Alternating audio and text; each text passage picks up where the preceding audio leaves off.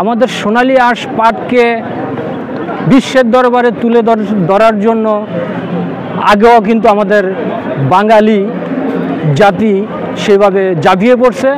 তো বিশ্ব চিনেছে বাংলাদেশের নাম পাট দিয়ে। আমাদের পাটের দেশ, আপনারা জানেন কি না সেটা জানি না, বাংলাদেশে বিশ্বের দ্বিতীয় স্থান অর্জন করছে আমাদের পাট দিয়ে বাংলাদেশ। আমাদের পাটের দেশ। তো এই পাটের দেশটা হওয়ার একমাত্র কারণ আমাদের দেশ স্বাধীন হওয়ার আগ থেকে। তো আজকে এটি বিলুপ্তির পথে।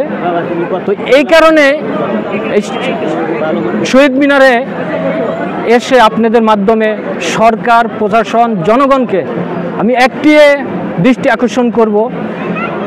কিছুক্ষণ আগে আমাদের বাদল ভাই বলল আদম জুট মিলের ব্যাপারে।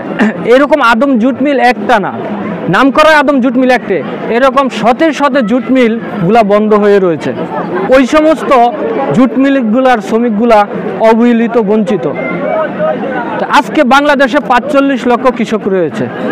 ৪৫ লক্ষ কৃষকের ভিতরে ওই আজকে আপনারা ৬ মার্চ যে জাতীয় পাট দিবস পালন করেন, সারা বছরের খবর নাই।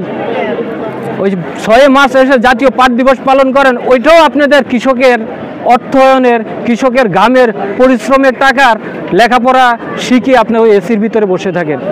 থাইকা ওই যে আপনারা পিছনে যে প্লাস্টিকের ব্যানারে দেন, সেটাও প্লাস্টিকের ব্যবহার করেন, পাটের পণ্য ব্যবহার করেন না। আমি পাট মন্ত্রণালয়কে আমি দোষ দিব, আপনাদের পরিচালনা অনেক ঘাটতি রয়েছে। আমি কিছুদিন আগে বললাম পাট মন্ত্রণালয়ে অনেক দুর্নীতি হচ্ছে, হ্যাঁ অনেক দুর্নীতি হচ্ছে। তবে আমি পাট মন্ত্রণালয়কে আমি পরিষ্কারভাবে বলে দিতে চাই, আপনি যেখানে বসে থাকেন ওইখানেও আপনার বাপ দাদা 14 গোষ্ঠীর আমলে এই কৃষকের অর্থায়নের ওই লেখাপড়া করার টাকা হয়েছে এই কৃষকের, এই পাটের। সেই পাট আজ থেকে বিলুপ্তির পথে।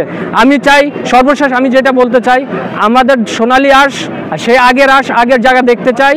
পলিথিন বর্জন করুন, পাটের পণ্য ব্যবহার